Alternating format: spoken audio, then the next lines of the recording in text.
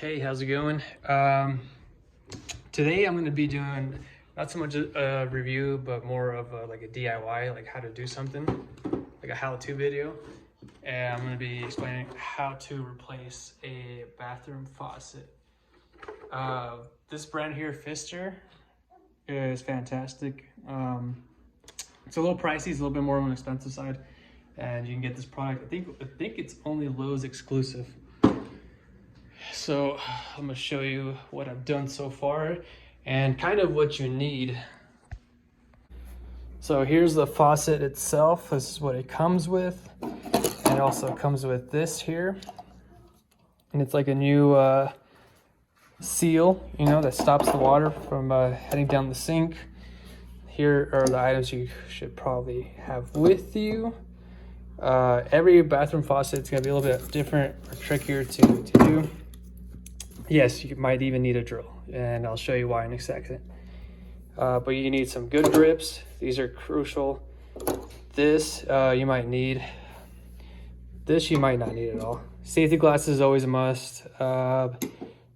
Safety knife or retractable knife, or it doesn't have to be retractable knife, just knife, cut open the box, whatever. Actually, you don't need a hammer. I don't know why it's there. The reason why you might need this, as you can see, I've already got the process started, and I'll explain how to do all of this.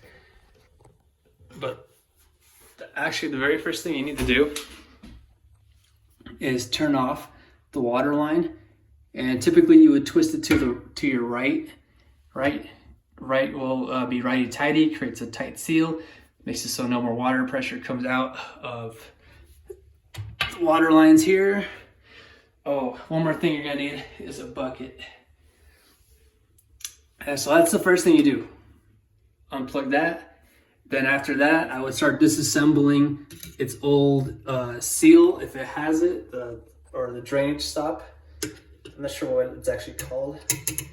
And then after that, you would take off this part if you actually are replacing the drainage stop part. If not, then you would probably keep this the same for the most part.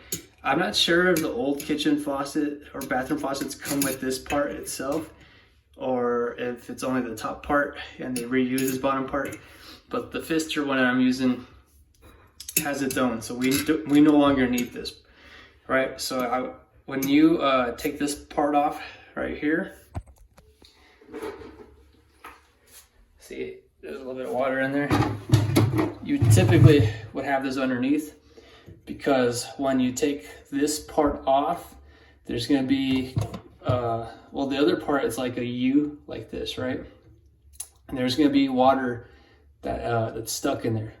So when you take this part off, the water is going to drain to the bottom there. Wait. Right. So the kitchen, why do I keep saying kitchen? The bathroom faucet. You've seen these, right? It's like this part right here, and you pull it or yank it, and it creates this to come down and seal. I've already taken this part off, so this should just come out now.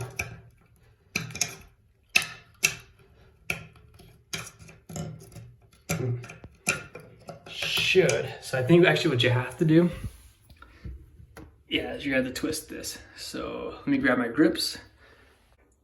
Okay, so actually let me show you exactly kind of what I've done already. There's gonna be this mechanism, typically if it has this old type of drainage stop. And this, I just disconnected from here, will actually go through one of these holes as I'm showing you here. It goes through one of these holes, and then this little piece will be in between it that holds it. And to take this off, you just squeeze it, and you can remove this part. This part will still be here. You twist it off, get rid of that, don't need it. Why you need your grips, because it's hard to twist some of this thing sometimes. So at least just to loosen it. So let me twist it, and then I'll show you what the next. Okay, so I finally was able to take this off. I'm not sure if it was me having to twist this first that made it come loose. Oh man, my hands are wet. But anyway, so I was able to twist it. See, now it's pretty loose. What you're doing is you're unfastening it from the sink. What ends up happening is, as you see here, it just keeps twisting. So this is one you would use this, and there's a little hole in here, and you would stick this in it and hold it with one hand, and with the other hand you would continue to twist, holding it in place so you can actually remove it. So I'm going to do that now, and I'll be right back. Okay, you guys, so I actually spoke out of term, which basically means I lied to you a little bit.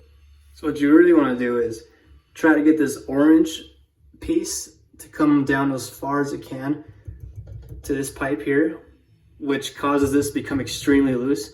It's not like that right now because after this becomes extremely loose, and there's actually like a little bit of a gasket in here that I pried down. This top piece right here actually is connected to that pipe, and you have to remove this, right? So essentially what I did was I got it so loose that I could actually stick the flathead screwdriver underneath the lip of this lip here and hold it in place. Then I grabbed my grips and turned it counterclockwise for it to become loose. Let's see if I can demonstrate. I think it's getting loose enough to where I can twist it off. Yeah, you see. So here, it's coming loose. Came loose, and as soon as I pull this flathead screwdriver out, the whole pipe's just gonna fall down underneath, right? Okay, I'll be right back. Okay, pipe is loose. The lip is removed. So your whole drain stop system is now completely undone. So to remove the actual faucet is pretty simple. First you're gonna do, like I said, turn your water off on both hot and cold. And if you climb underneath,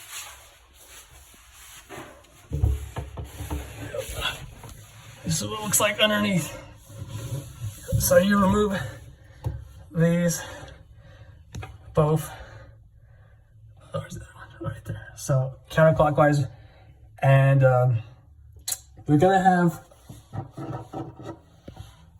some type of fastener like this and a pipe coming through it on both ends, right? On your existing faucet. You're gonna twist it counterclockwise and completely remove it from both. Then the faucet will just come right off. Now, earlier I said that you might need a screwdriver. I mean, it's not a screwdriver, a drill. And like, why would you need a drill, right? Well, there's been situations that basically every single faucet that I've changed at my house, or this piece will not come off. And I've used my grips on it, ends up breaking the plastic pieces here on the end, making this useless. So what you would do then to remove this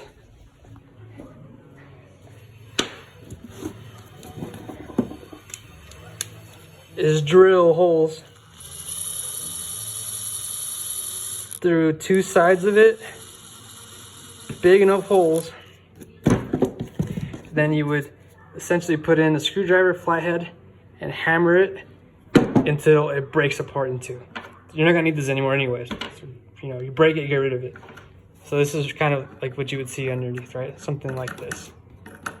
That's what holds it in place.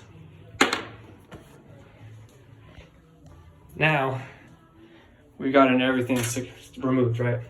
This would be a good time to grab a sponge and really just clean all this excess gunk off. Just, you know, because when are you gonna have a chance to do this again? Unless you're just crazy and decide to remove your faucet and clean it for no reason. Okay, I'm gonna clean it, I'll be right back. Okay, now it's all been cleaned, wiped down. some of this is just not going to come off unless you get some type of cleaner, this yellow residue. Now let's start putting everything back. I would start with the faucet first. That way you're left some type of space underneath to work. So you just would put it in like so and fasten these two. Okay, as you can see, I have fastened both of the fasteners to the bottom of the sink pipes. And I went ahead and attached the water lines again while I was at it. Make sure that when you attach these, that you give it a nice final twist with your grips to make sure it's a nice secure line and you're not gonna have spillage and water coming out from underneath. Cool. Now it's time to install your new drain blocker. Yeah, the push and seal drain, if this is the kind that you have. If not, then you would just re-follow the steps on how you removed your old one that has the old pulley. But basically your new one should come with instructions. Just make sure to follow it correctly. You have the seals in the right place. So this one would just go in like this, right? And then the bottom part, it will be this piece, then this piece on top of this.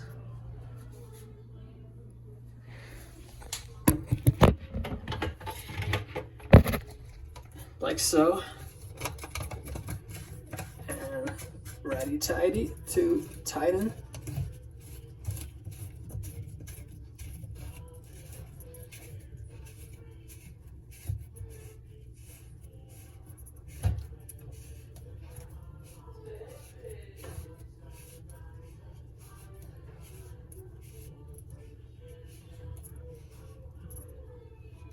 Just make sure it's nice and tight because you don't want no leakage at all.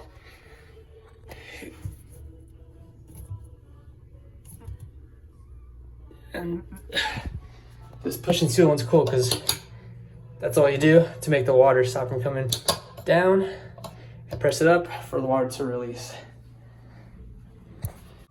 The final step is to replace this piece that you removed earlier.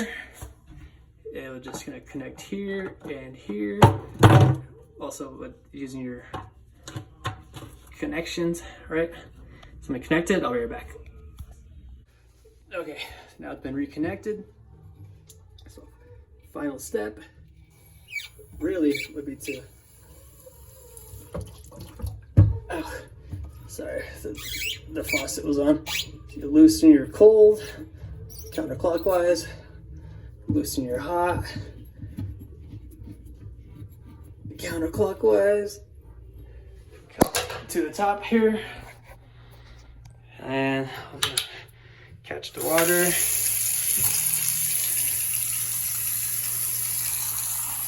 like the water's coming out just fine.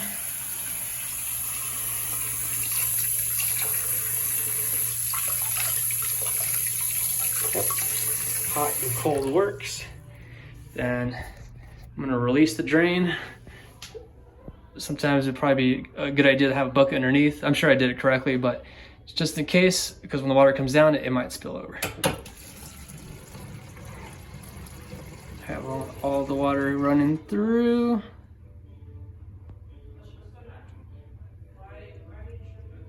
Yep, nothing. So that's it. Good job. You replaced the bathroom faucet. And yeah, now you can brag to all your friends that you've done that and upgraded something in your home or just replaced. Let me show you the one that was on here.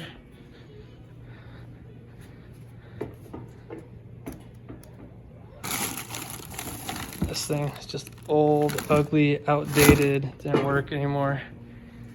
And the final thing I want to show you is that this is the lip from the old system, and that essentially we're trying to unscrew from the top here. And that's it. Like and subscribe, and I'll see you guys next time.